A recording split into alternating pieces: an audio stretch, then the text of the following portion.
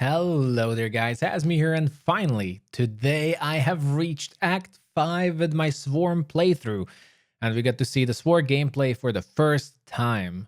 It's been surprisingly awesome so far. I have my nitpicks, but despite what I've been hearing, so far I'm looking forward to seeing how the final acts will be for my current campaign. It's been quite a lot of fun so far.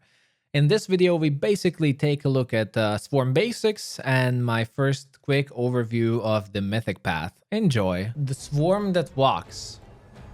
The Swarm has only one desire, to devour everyone and everything in its path. There's no friends or foes, enemies or allies, dear ones or despised ones, only food.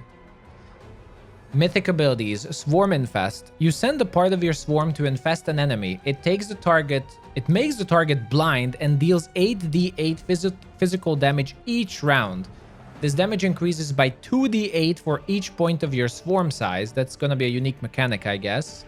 If the target dies while under this effect, it's automatically devoured.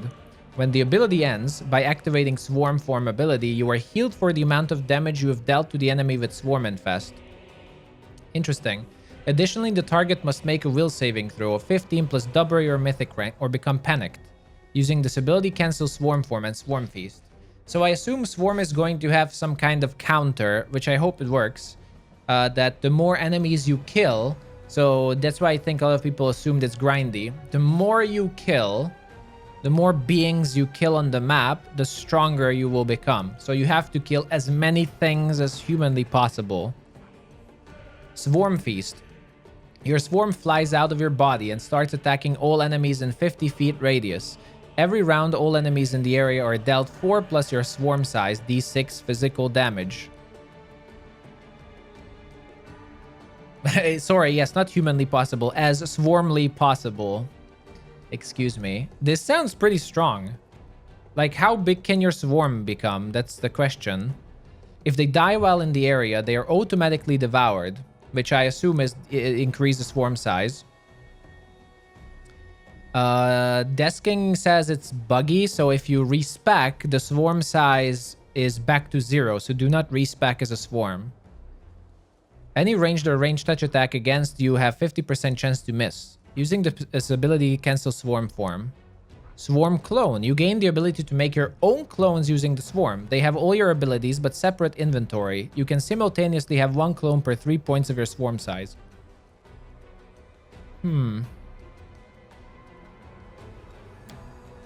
The physical change is probably not visible because I have an armor.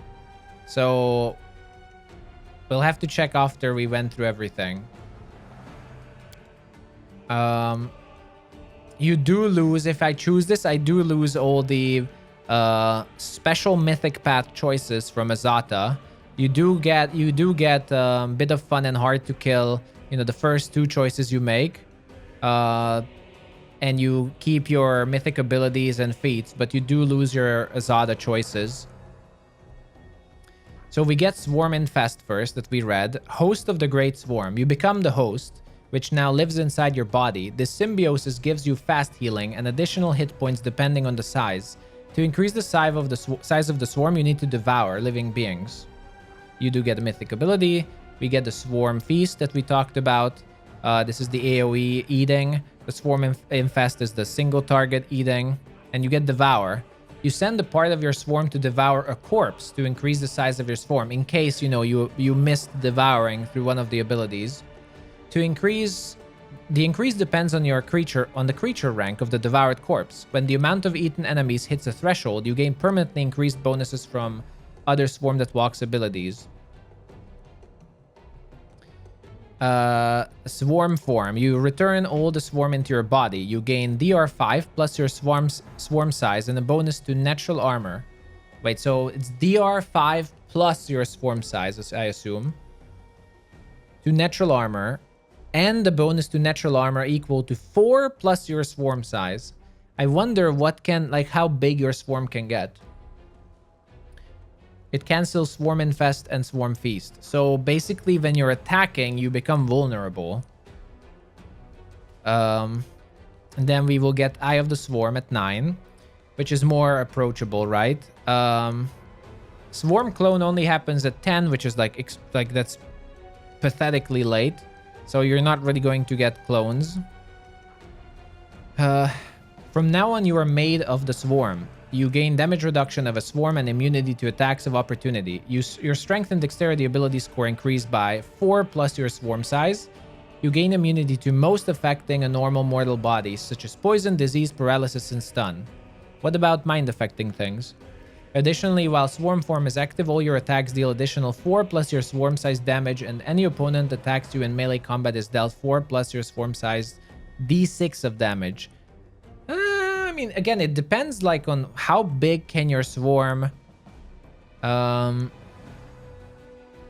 big can your swarm become. A little bit of clarification here for those who are as confused as I was when we were first checking this. Your swarm size is apparently increased slowly by devouring enemy corpses or killing them with your swarm abilities.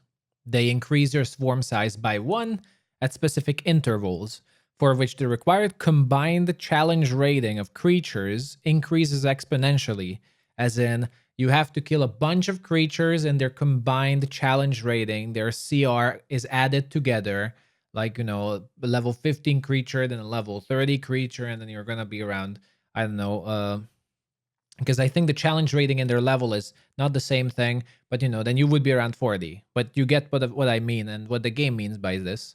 Either way, these limits, these requirements are exponentially getting higher. For level 1, you need a combined CR of 100. Then for level 2, for size 2, you need 300. For size 3, you need 600. And as far as I know, for size 4, you will need 1,000. And by the way, if I'm a swarm, do I become immune to single target spells? Because if not, I will be really pissed. I've been fighting swarms throughout the whole game who are immune to single target spells. If I'm not going to be immune, I will be seriously pissed. Because that's the definition of screwing the player over. So they better make you immune. The swarm. Your intelligence, wisdom, and charisma ability scores are increased by 4 plus your swarm size. You gain spell resistance equal to 25 plus your swarm size. Again, like how much? You gain immunity to most harmful conditions. You're also immune to exhaustion and fatigue effects. Your swarm form grants you plus 10 profane bonus on stealth, camouflage, perception, and stuff like that during global map. Wait, what? You get plus 10 bonus on night checks during rest and movement in the global map. Excuse me, after I reach level 10, when will I ever be on the global map again? Except if Swarm actually gets it earlier, in which case, okay. But you're never gonna be on the global map after level 10. That was pretty much our first impression and overview of Swarm.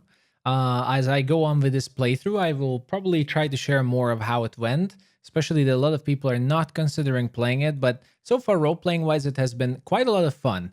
Either way, in the comment section, let me know if you would like to see more Swarm content, if you're still on the fence whether or not you're interested in this. And as always, thank you for watching.